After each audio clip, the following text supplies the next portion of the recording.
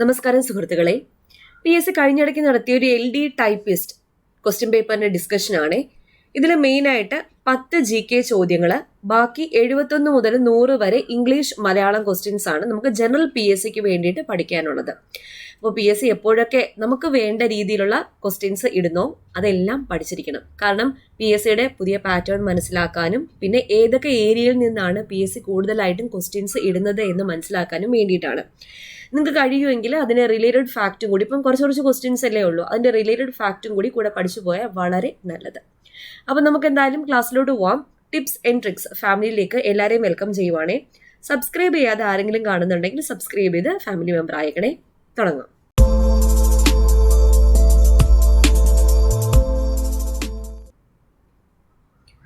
ഇന്നെടുത്തിരിക്കുന്ന ചോദ്യ paper LD typist clerk, NCC സൈനിക് welfare various question paper ആണ്. അപ്പോൾ ഇതിൽ ആദ്യത്തെ 10 ചോദ്യം ഇംഗ്ലീഷിലാണ്. ഞാൻ എന്തായാലും മലയാളത്തിലാക്കിയിട്ട് നിങ്ങൾക്ക് പറഞ്ഞു തരും. ആദ്യത്തെ ചോദ്യം: Which among the following statements are not true with regard to basic objectives of International Congress established by A.O. Hume? A.O. Hume സ്ഥാപിച്ച ഇന്റർനാഷണൽ കോൺഗ്രസിന്റെ അടിസ്ഥാന ലക്ഷ്യങ്ങളുമായി ബന്ധപ്പെട്ട് ഇനി പറയുന്ന പ്രസ്താവനകളിൽ ഏതാണ് ശരിയല്ലാത്തത് എന്നാ ചോദിച്ചേക്കുന്നത്. നോട്ട് ട്രൂ ആണ്. ശരിയല്ലാത്തത് 3 മാത്രമാണ്. മൂന്നാമത്തെ പ്രസ്താവനയാണ് ശരിയല്ലാത്തത്. ആദ്യത്തെ പ്രസ്താവന ശരിയാ. Formulation of popular demands and the representation before the government, ജനകീയ ആവശ്യങ്ങളുടെ രൂപീകരണവും അതിനു മുമ്പുള്ള അവയുടെ പ്രാതിനിധ്യവും. Training and organisation of public opinion in the country, രാജ്യത്ത് പൊതുജന അഭിപ്രായത്തിന്റെ പരിശീലനവും സംഘാടനവും. മൂന്നാമത്തെ ഓപ്ഷൻ പറഞ്ഞേക്കുന്നത് നിരന്തര സമരങ്ങളിലൂടെ ദേശീയ സ്വാതന്ത്ര്യം നേടിയെടുക്കൽ, അത് ലക്ഷ്യം അല്ല, അതുകൊണ്ടാണ് തെറ്റിപ്പോയത്. പിന്നെ നാലാമത്തത് development and consolidation of the feeling of national unity, ദേശീയ ഐക്യത്തിന്റെ വികാരത്തിന്റെ വികസനവും ഏകീകരണവും. ഇത് 3 ശരിയാണ്. പിന്നെ തെറ്റിപ്പോയത് ഏതാ? നിരന്തര സമരങ്ങളിലൂടെ ദേശീയ സ്വാതന്ത്ര്യം നേടിയെടുക്കൽ, അതാണ് തെറ്റിപ്പോയത്. അടുത്ത ചോദ്യം: Given below are 2 statements, one labeled as assertion A and other labeled as reason R. Select your answer from the quotes given below. ഇവിടെ assertion Aയിൽ തന്നേക്കുന്നത് എന്തുവാണ്? The government of India declared devaluation of rupee to increase the exports of the country. Indian സർക്കാർ എന്ത് ചെയ്തു? രാജ്യത്തിന്റെ കയറ്റുമതി വർദ്ധിപ്പിക്കാൻ വേണ്ടിയിട്ട് devaluation of rupee പ്രഖ്യാപിച്ചു, രൂപയുടെ മൂല്യത്തകർച്ച പ്രഖ്യാപിച്ചു. ആർ എന്ന് പറയുന്ന reason: due to the failure of the third plan the government was forced to declare plan holidays from 1966 to 1967, 67-68 and 68-69. മൂന്നാം പദ്ധതിയുടെ പരാജയം കാരണം സർക്കാർ നിർബന്ധിതമായി 1966 മുതൽ 67 വരെയും 67 മുതൽ 68 വരെയും 68 മുതൽ 69 വരെയും പ്ലാൻ ഹോളിഡേ പ്രഖ്യാപിച്ചു. അപ്പൊ ഇതിൽ ശരിയായിട്ടുള്ളത് ബി ആണ്. Both A and R are true, but R is not the correct explanation of A. 2 സ്റ്റേറ്റ്മെന്റ്സും കറക്റ്റ് ആണ്, പക്ഷേ ആർ എന്ന് പറയുന്നത് എയുടെ എക്സ്പ്ലനേഷൻ അല്ല. അടുത്ത ചോദ്യം: Given below are the list of cities in India. Find out the right sequence in terms of population in the cities as per the last census in India. Highest to lowest. ഇന്ത്യയിലെ നഗരങ്ങളുടെ പട്ടികയാണ് ചുവടെ തന്നിരിക്കുന്നത്. അപ്പോൾ ഇന്ത്യയുടെ അവസാന census പ്രകാരം നഗരങ്ങളിലെ ജനസംഖ്യയുടെ അടിസ്ഥാനത്തിൽ ശരിയായ ക്രമം വെച്ച് എഴുതാനാണ് പറഞ്ഞേക്കുന്നത്. ഹയസ്റ്റ് ടു ലോവസ്റ്റ്, ആദ്യം ഏറ്റവും കൂടിയത്, രണ്ടാമത്തത്, ആ ഒരു രീതിയിൽ എഴുതാനാണ് പറഞ്ഞേക്കുന്നത്.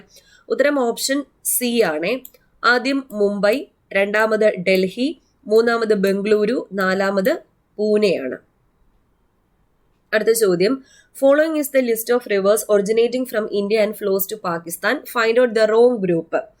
ഇന്ത്യയിൽ നിന്ന് ഉത്ഭവിച്ച് പാകിസ്ഥാനിലേക്ക് ഒഴുകുന്ന നദികളുടെ പട്ടികയാണ് കൊടുത്തിരിക്കുന്നത്. തെറ്റായിട്ടുള്ള ഗ്രൂപ്പ് ഏതാണെന്ന് കണ്ടെത്തുക. 3ഉം 4ഉം ആണ് തെറ്റായിട്ടുള്ളത്. 3ഉം 4ഉം. ചനം ചനാബ് രവി ബിയാസ്, ചലം ചനാബ് രവി സത്ലജ്, ഇത് 2ഉം ശരിയാണ്. അടുത്ത ചോദ്യം: which among the following organization is attached to NITI Aayog? താഴെ പറയുന്നവയിൽ ഏത് സംഘടനയാണ് നീതി ആയോഗുമായി ബന്ധപ്പെട്ടിരിക്കുന്നത്?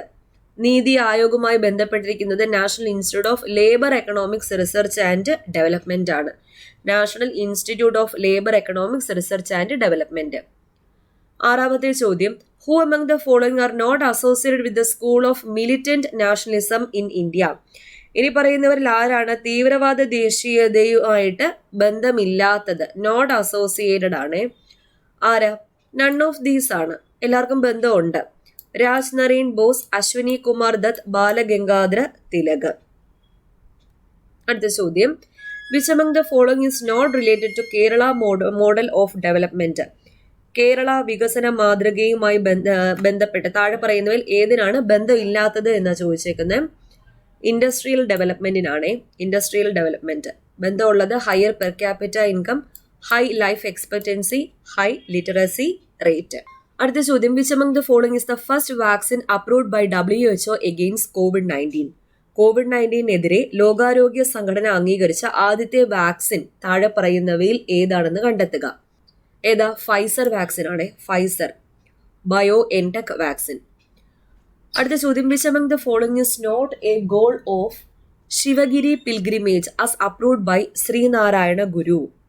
താഴെ പറയുന്നവയിൽ ഏതാണ് ശ്രീനാരായണ ഗുരു അംഗീകരിച്ചിട്ടുള്ള ശിവഗിരി തീർത്ഥാടനത്തിന്റെ ലക്ഷ്യം അല്ലാത്തത്? ഉത്തരം ഡി ആണ്. Promotion of reservation. Promotion of reservation, സംവരണത്തിന്റെ പ്രൊമോഷൻ. എന്താണ്? സംവരണത്തിന്റെ ഉന്നമനം. ബാക്കിയൊക്കെ ഗോൾസ് ആണ്. Promotion of education, promotion of agriculture, promotion of technical training. അടുത്ത ചോദ്യം, what was the major goal of Nivarthana agitation? Nivarthana പ്രക്ഷോഭത്തിന്റെ പ്രധാന ലക്ഷ്യം എന്തായിരുന്നു? റെപ്രസെന്റേഷൻ ഇൻ സ്റ്റേറ്റ് ലെജിസ്ലേച്ചർ, സംസ്ഥാന നിയമസഭയിലെ പ്രാതിനിധ്യമായിരുന്നു പ്രധാനപ്പെട്ട ലക്ഷ്യം.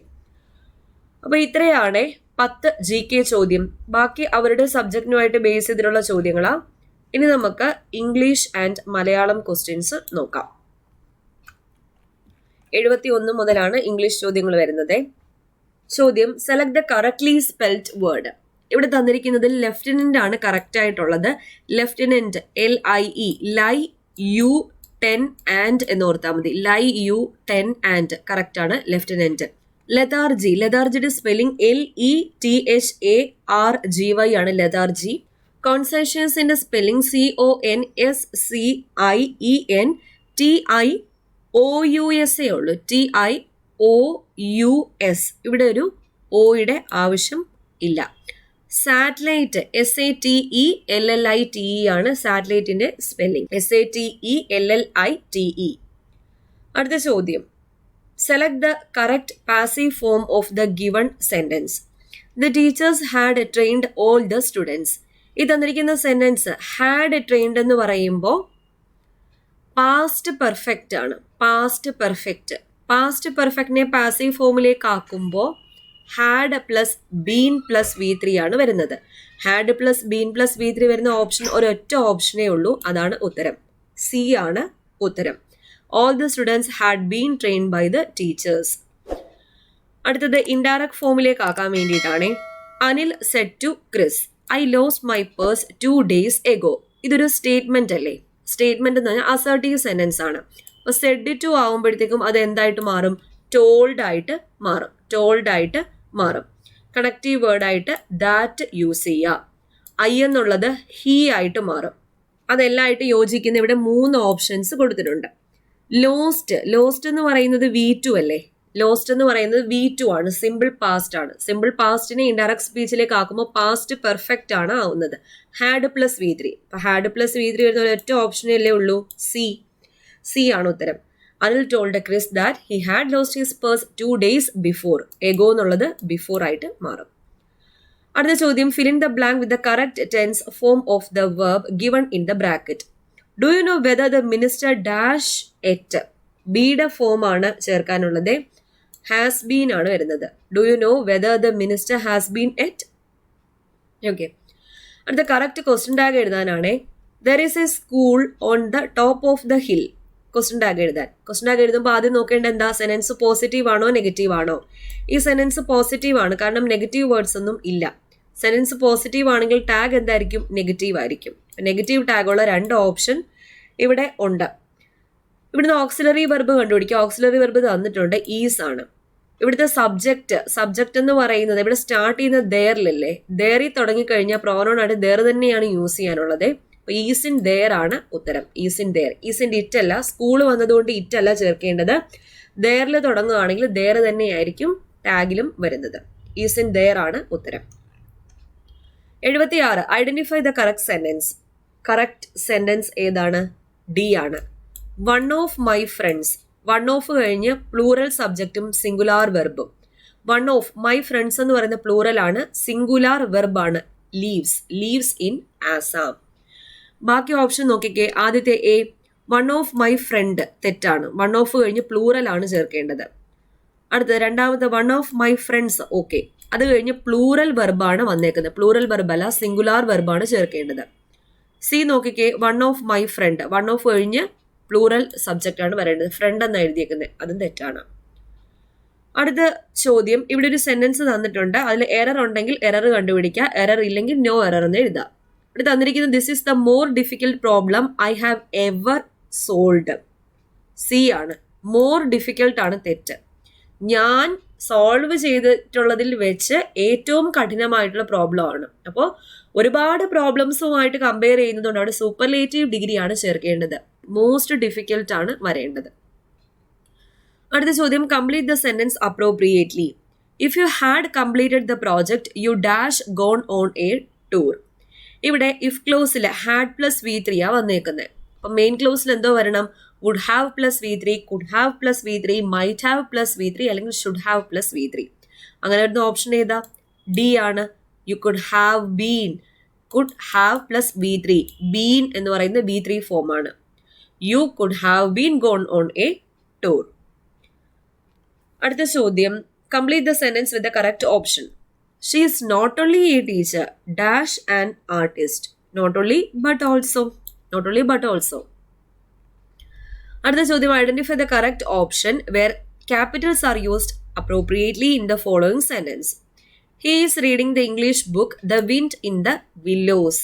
അപ്പോൾ കറക്റ്റ് ആയിട്ട് എഴുതുന്നത് എങ്ങനെയാണ്? ക്യാപിറ്റൽ ലെറ്റേഴ്സ് ഒക്കെ കൊടുത്ത് എഴുതുന്നത് ഡി ആണ്.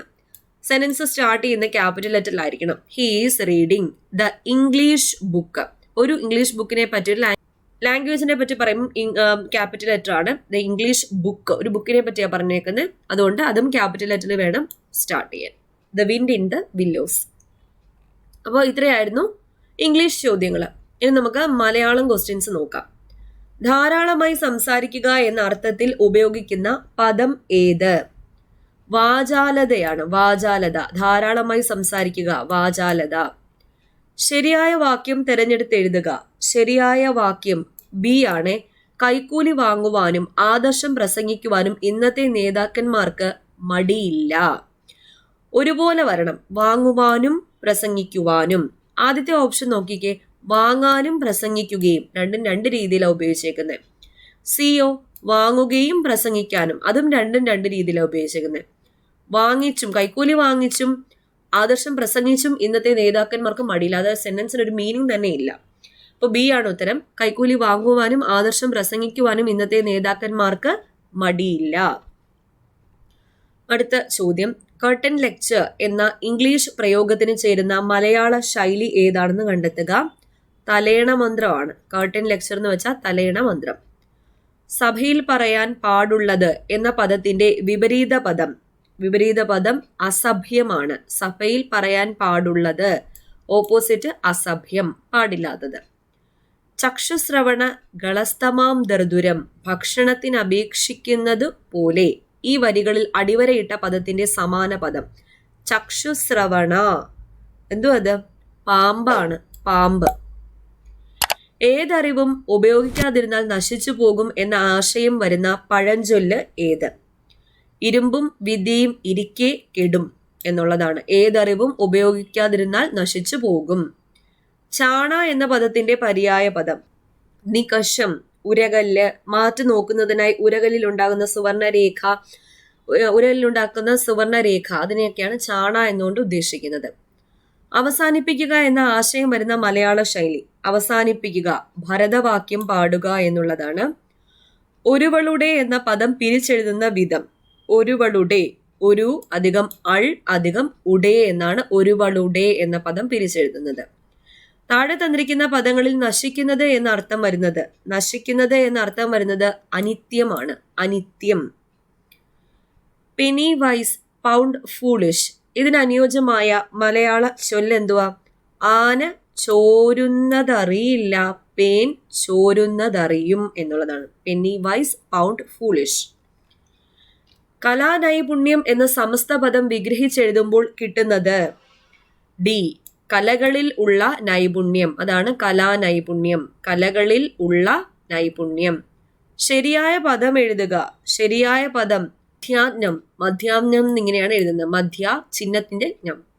ആർപ്പു വിളിക്കുവിൻ ഉണ്ണികളെ, അലകടലെ, മേന്മേൽ കുരവയിടൂ കൊച്ചരുവികളെ, ചെറുകന്യകളെ, നല്ലതിഥി നമുക്കിനി ആരിതുപോലെ. തന്നിരിക്കുന്ന വരികളിൽ അടിവരയിട്ട പദത്തിൽ വരുന്ന സന്ധി ഏതാണെന്ന് കണ്ടെത്തുക. ആദേശസന്ധിയാണ്. ആദേശസന്ധി. വന്നാൻ എന്ന ശബ്ദത്തിലെ ആൻ പ്രത്യയം ഏത് ലിംഗശബ്ദത്തെ കുറിക്കുന്നു? പുല്ലിംഗമാണേ. പുല്ലിംഗം. ആർഷം എന്ന ഒറ്റപ്പദത്തിന് അനുയോജ്യമായ ആശയം. ആർഷം ഋഷിയെ സംബന്ധിച്ചത്. തിരിച്ചായിരുന്നു ചോദിക്കുന്നത്, ഇപ്പം തിരിച്ചും ചോദിച്ചു തുടങ്ങി. ഋഷിയെ സംബന്ധിച്ചത് റിപ്പീറ്റിംഗ് ചോദ്യ ആർഷം. താഴെ തന്നിരിക്കുന്നവയിൽ ദുഷ്കീർത്തി എന്ന അർത്ഥം വരുന്ന പദം. ദുഷ്കീർത്തി. ദുഷ്കീർത്തി എന്നാൽ കുപ്രസിദ്ധിയാണ്. കുപ്രസിദ്ധി.